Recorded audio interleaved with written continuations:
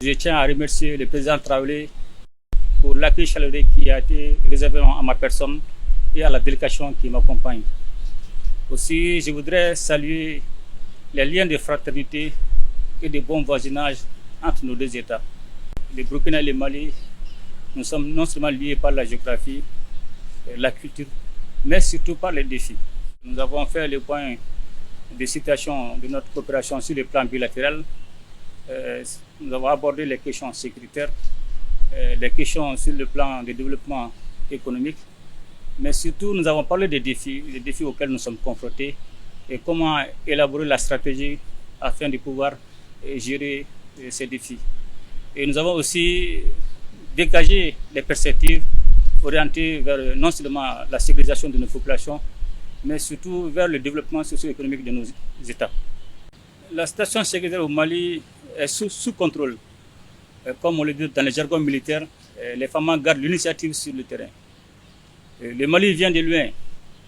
Il fallait déconstruire tout un système qui nous avait été imposé. Et pour cela, il fallait adopter des postures intraitables et pour nous permettre effectivement de prendre notre destin en main. Aujourd'hui, force est de constater que les femmes sont déplacées sur toute l'étendue du territoire national.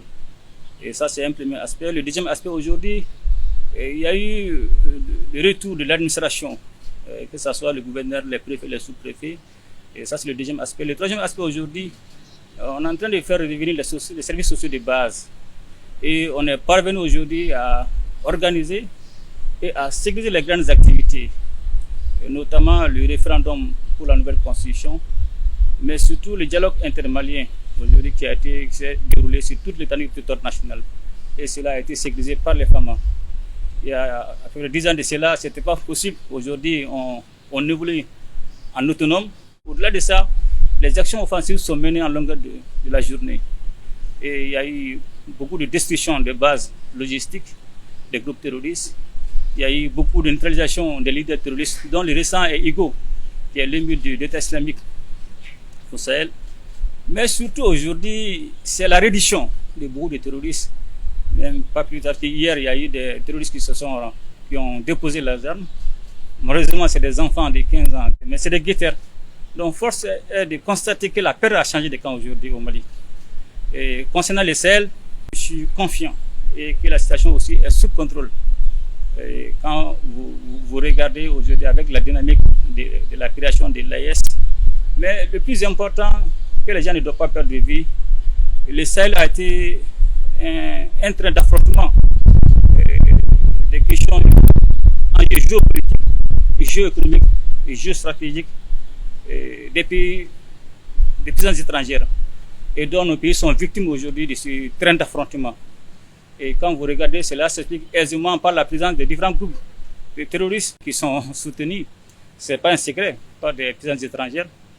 Mais aujourd'hui, nous avons pris notre destin en main. Et quand nous avons compris cela, le Mali, le Niger, le Burkina, nous avons décidé de prendre notre destin en main. Nous avons décidé de sortir dans des partenaires de façade. Nous avons décidé de quitter les partenaires non efficaces et nous sommes orientés aujourd'hui vers des partenaires sincères tels que la Russie, la Chine, la Turquie. Et cela nous a permis effectivement de nous équiper et de mener avec efficacité les opérations contre les groupes armés terroristes. Et dans le cadre de la création de l'AES aujourd'hui, on a une très bonne dynamique au sein de nos 3 États. Et cette dynamique nous permet aujourd'hui de mener des opérations de façon conjointe. Il y a eu beaucoup de neutralisation des groupes terroristes, beaucoup de bases ont été détruites. Donc pour vous dire qu'aujourd'hui, c'est vrai qu'il va toujours y avoir cette délation, cette communication que j'appelle le terrorisme informationnel-médiatique, qui va essayer toujours de nuire à nos activités, à nos succès. Mais cette situation est sous contrôle. Parce qu'aujourd'hui, nous menons nos opérations sans pression et sans pourtant demander la permission à qui que ce soit. Et c'est là avec des résultats escomptés. Donc je pense qu'aujourd'hui, la situation dans les Sahel est stable.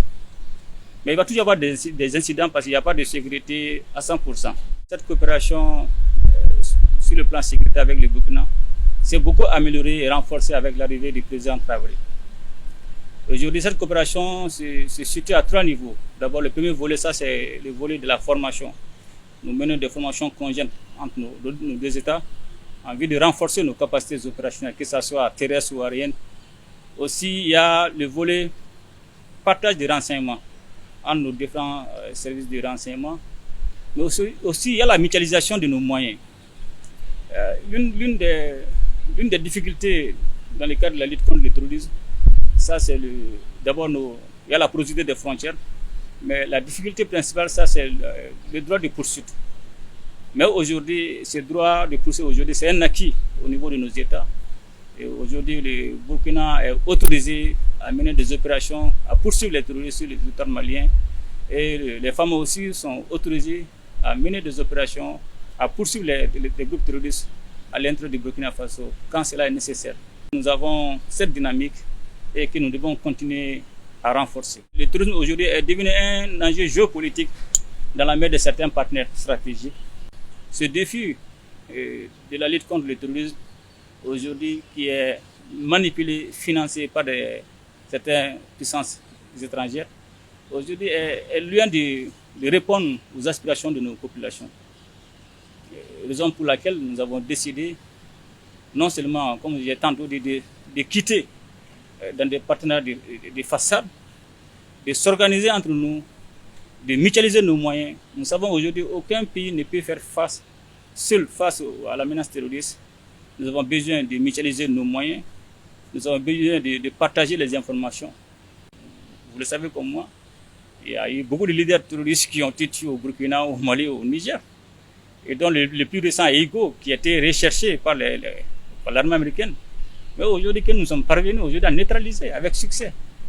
Donc, c'est pour dire aujourd'hui, nos destins sont liés et on a pris un chemin de non-retour. Que cela soit clair.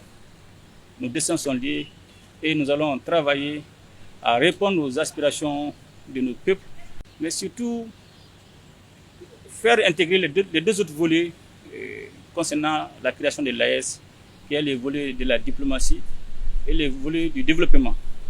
Comme on le dit, il n'y a pas de sécurité sans développement, comme il n'y aura pas de développement aussi sans sécurité.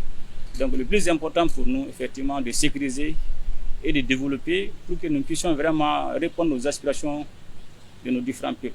Quand vous regardez les 3 pays de l'AES, le Niger regorge des ressources stratégiques, comme le Mali, comme le Burkina. Et regardez en termes d'immensité. On ne peut pas parler de développement sans parler de l'agriculture, sans parler du commerce, sans parler des infrastructures et surtout de l'industrialisation. Aujourd'hui, nos experts sont en train de travailler et vont nous faire des propositions. Et nous allons voir dans quelle mesure nous allons mettre en œuvre ces différentes propositions pour le bien-être de nos populations.